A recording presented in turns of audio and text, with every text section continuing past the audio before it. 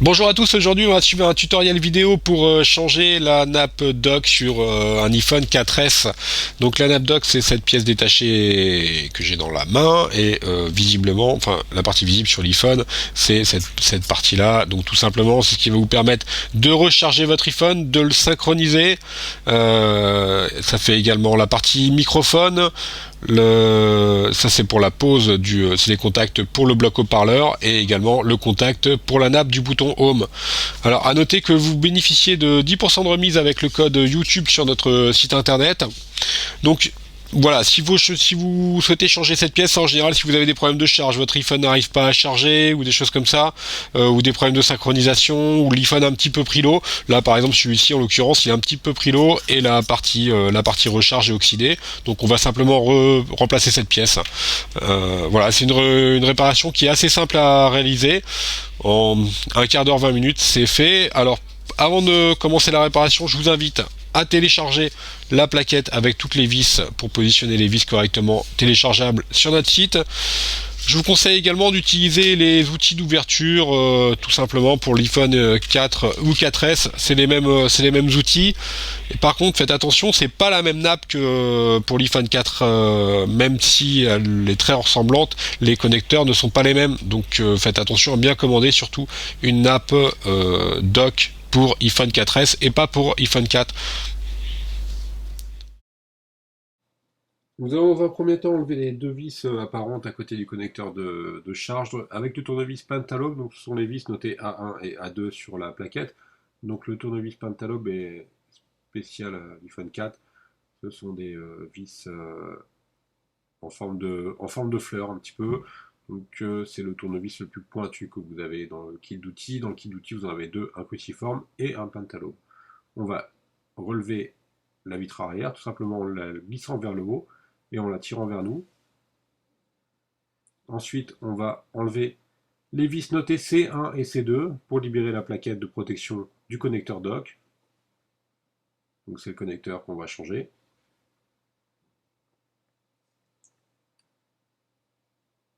Voilà, donc la vis numérotée C1.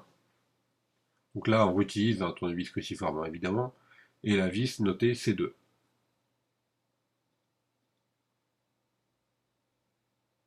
Ensuite, on libère la plaquette métallique qui vient protéger la connexion de la nappe. On ne va pas enlever la nappe tout de suite, on va auparavant déconnecter la batterie en enlevant les vis B1 et B2. Donc on va zoomer un petit peu pour mieux voir. Voilà, la vis B1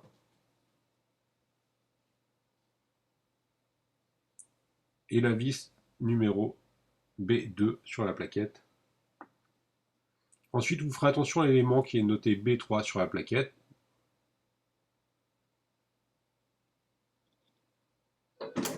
On a juste à déconnecter la batterie en passant par le haut et vous allez récupérer l'élément noté B3. Vous allez repositionner sur la plaquette, sachant que le petit embout cuivré sera situé vers le bas. C'est important lors du remontage. On va libérer la batterie maintenant, tout simplement en tirant très fort sur la languette. On va faire un petit zoom arrière pour mieux voir. On va tirer très fort sur la languette. Voilà, la batterie vient d'elle-même. Si vous n'y arrivez pas, vous pouvez faire levier, mais faites attention parce que la batterie est molle sur les iPhones. Donc faites attention à ce point-là. On va maintenant déconnecter la nappe USB, tout simplement en utilisant un petit levier ou avec vos ongles. On va la décoller. Donc elle est collée simplement sur la carte mère. On va tout simplement la décoller.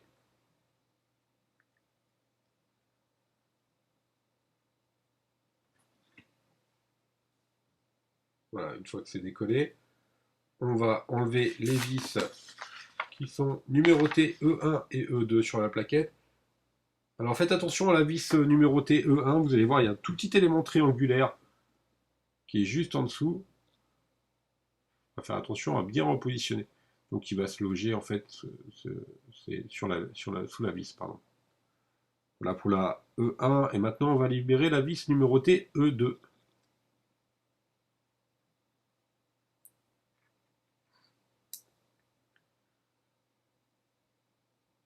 Donc on va récupérer le tout petit élément triangulaire, je vous disais.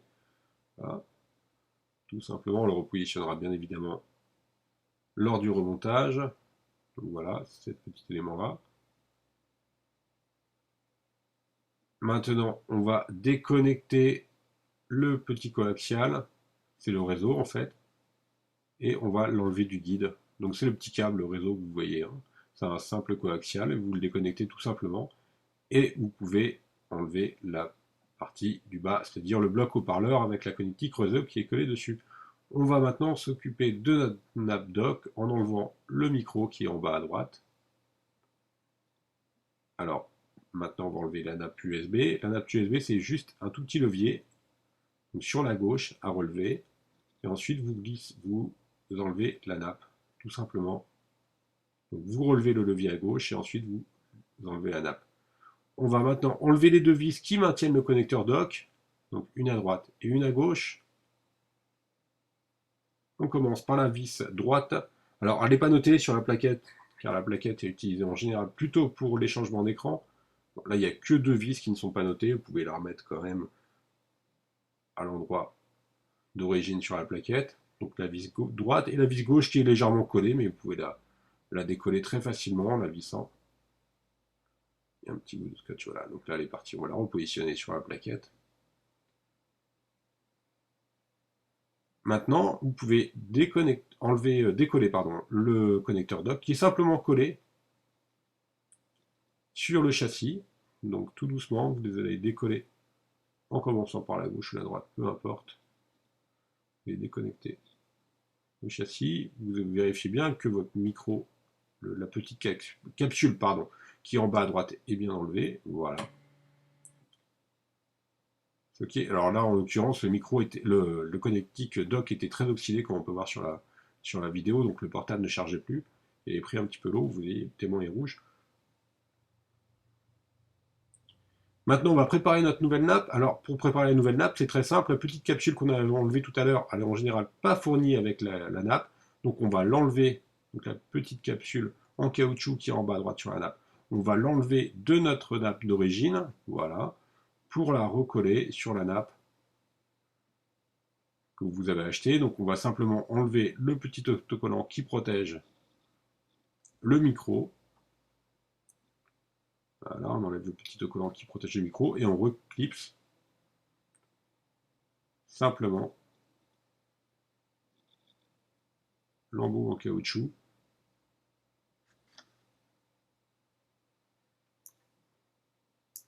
Voilà, on va enlever les autres stickers de protection qui sont côté châssis. On va dézoomer un petit peu pour la repose du connecteur dock. Donc c'est assez simple, hein, il y a juste, vous allez dans un premier temps le positionner. Vous ne pouvez pas vous tromper, hein, il y a les deux vis, les deux pas de vis, hein. Ensuite, on va reclipser l'embout en caoutchouc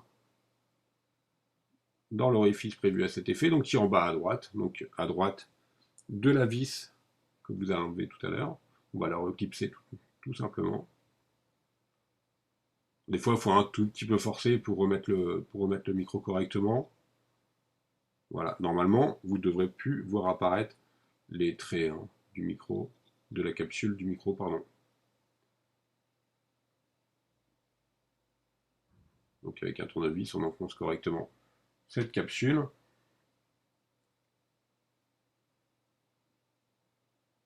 On va donc revisser les deux vis qui maintiennent le connecteur dock, donc à droite et à gauche du connecteur dock. Donc ce sont les vis qui ne sont pas notées, hein, sur la plaquette qu'on a positionnée auparavant. Donc simplement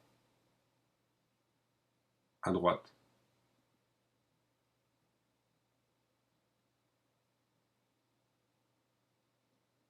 et enfin à gauche.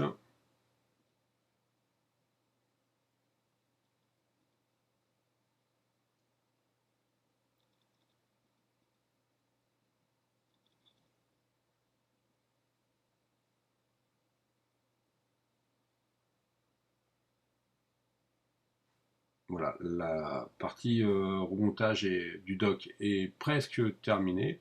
Il nous reste la nappe du bouton Home à remettre dans son emplacement d'origine. Donc vous allez tout simplement glisser le petit contacteur bronze que vous voyez dans le réceptacle qui est sur la nouvelle nappe. Donc le levier qui est sur la nappe dock doit être en position relevée. Voilà. Et ensuite, là on voit un petit peu mieux, vous abaissez le connecteur tout simplement. Voilà, vous devez plus voir beaucoup de parties cuivrées sur la nappe du bouton home. On va bien appuyer pour que le scotch fasse effet sur la nappe dock. On va repositionner notre bloc haut-parleur avec la connectique réseau qui est collée dessus. En maintenant appuyé sur le connecteur dock, sur le bloc haut-parleur. On va remettre les vis numérotées E2 et E1. Donc pour la vis numérotée E1, vous n'oubliez pas de remettre, sinon votre vis ne fera pas d'effet, de remettre le petit embout en plastique triangulaire qui va servir tout simplement à maintenir le dock. Vous remettez dans un premier temps le morceau de plastique triangulaire avec, et ensuite vous revissez par-dessus. Donc ça c'est pour la vis numérotée E1 sur la plaquette. Voilà la vis numérotée E1. Vous avez vu, hein, c'est vraiment pas compliqué, mis à part peut-être remettre la nappe du bouton, mais sinon c'est vraiment pas compliqué. On va enlever les protections de la nappe, donc les protections du scotch. Hein. Vous avez vu tout à l'heure, la nappe est scotchée sur l'ensemble de la carte mère à une partie du bloc haut-parleur. On n'a plus qu'à repositionner en faisant passer par le guide le connecteur GSM, donc le petit coaxial. On fait attention à surtout pas trop toucher, enfin pas toucher la carte mère en remettant le connecteur. Voilà, on glisse. Ensuite, on n'a plus qu'à appuyer légèrement pour que le connecteur coaxial puisse se remettre. Même chose pour le connecteur dock, donc celui qu'on a assemblé. Voilà, on appuie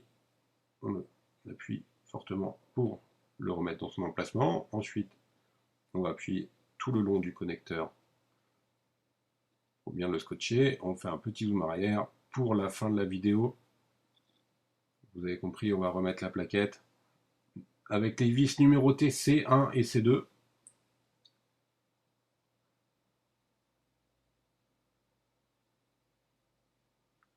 En commençant par C1 ou C2, peu importe. En l'occurrence, c'est la C1.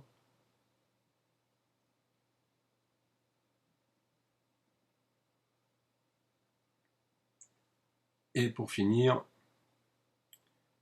la vis numérotée C2. On va maintenant repositionner le petit élément en L en mettant l'embout bronze en bas, vers le bas. Voilà, vous ne pouvez pas vous tromper. On repositionne la batterie par-dessus. Donc le trou du petit élément en L vient se mettre sur la vis numérotée B1, bien entendu. Ensuite, on va refixer cet élément en L, donc noté B3, en vissant la vis numéro B1. Et enfin, la dernière vis, la B2, on n'a plus qu'à remettre la vitre arrière. Donc voilà, vous voyez, ça dépasse d'1 ou de 2 mm, on glisse vers le bas.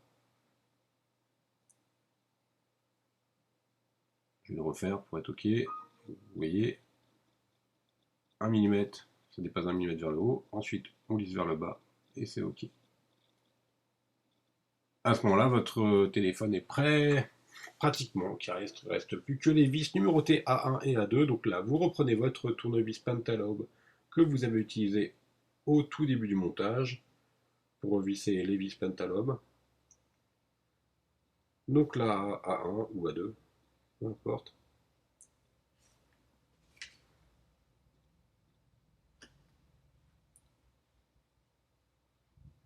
Voilà, donc je vous rappelle que vous avez 10% de remise avec le code YouTube sur notre site internet brico-fun.com.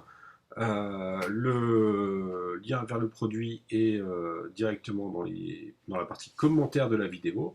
Je vous remercie pour votre attention et à bientôt pour de nouvelles vidéos.